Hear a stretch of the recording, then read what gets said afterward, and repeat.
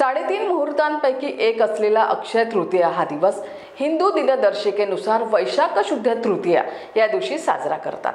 अक्षय तृतीया विशेष आमच्या या कार्यक्रमातून समजून घेऊया या सणाबद्दल, 3.5 मुहूर्तांबद्दल आणि या सणाचे इतकं महत्त्व का आहे त्याबद्दल। नमस्कार, मी संगीता आणि तुम्ही पाहतायत महान्यूज 7।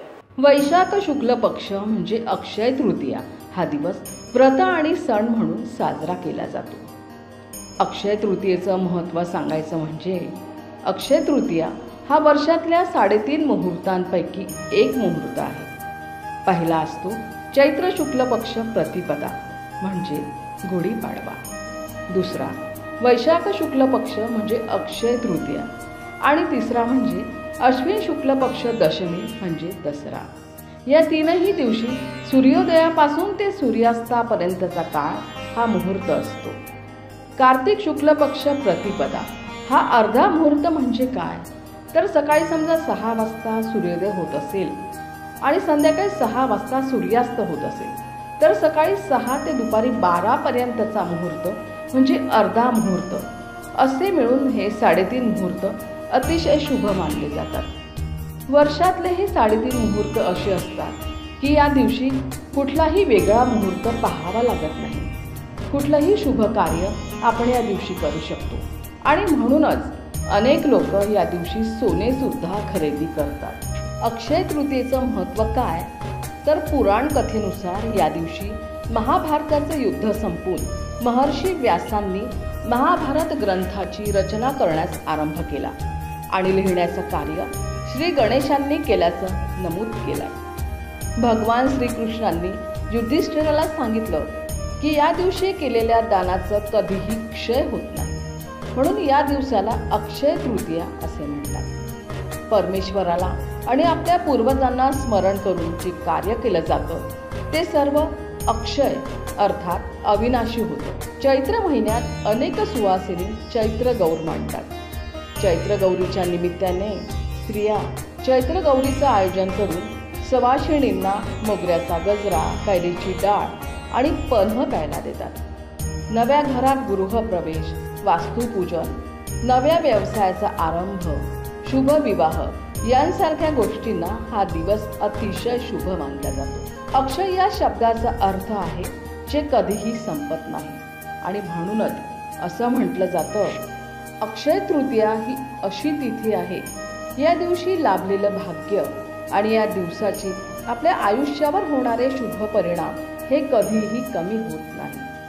असंही सांगितलं जातं की या दिवशी जर एखाद्या व्यक्तीने चांगलं कर्म केलं आणि दान केलं तर त्याला श्रेष्ठ फळ मिळतं आणि त्याचे परिणाम चिरकाळ टिकतात। या दिवशी सुरू केलेल्या कुठल्याही कार्याचा क्षय होत नाही। शिवाय या दिवशी आपण ज्या वस्तूंचं दान करतो त्या अक्षय प्रमाणात म्हणजे विपुल प्रमाणात पुन्हा आपल्याला मिळतात, म्हणून अक्षय तृतीयेचं विशेष महत्त्व समजलं जातं। या दिवशी पाण्याचं दान करण्याचाही प्रघात आहे।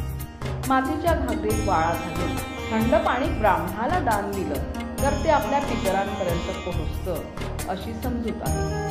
थंडगार पाण्यासोबत पन्ह, वाटली डाळ किंवा आंब्याचा रस, सातू अशा अनेक गोष्टींचं या दिवशी सेवन केलं जातं। तसं पाहायला गेलं तर या सर्व गोष्टी शरीरासाठी थंड आहे आणि अक्षय तृतीया हा दिवस भर उन्हाळ्यात येणारा असल्याने या वस्तूंचं सेवन करून माणसाला चांगल्या आरोग्याचा लाभ मिळावा हा त्यामागचा हेतू आहे।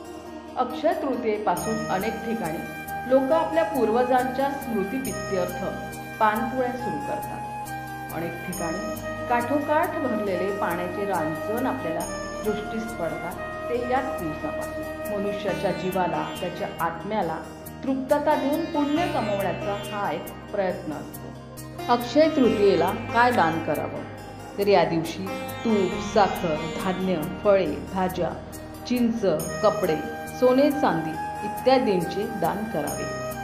आता पाहूया हिंदू परंपरेनुसार या दिवशी काय काय करण्याच्या प्रथा आहेत। तर पहिलं म्हणजे अक्षय तृतीयेच्या दिवशी नदी किंवा समुद्रात स्नान करणं महत्त्वाचं मानलं जातं। या दिवशी सोन्याची आणि चांदीची खरेदी करणं हे एक शुभ कार्य समजलं जातं। ब्राह्मण भोजनाचा सुद्धा या दिवशी महत्त्व सांगितलं जातं। नवे कपडे खरेदी करावी, वाहन घ्यायचं झाल्यास त्याची खरेदी अक्षय तृतीयेला करावी असं सुद्धा म्हणतात। हा दिवस पूर्वजांचे ऋण फेडण्याचा दिवस म्हणून पाळला जातो। या दिवशी पितरांचे स्मरण करून त्यांना नैवेद्य दाखविला जातो।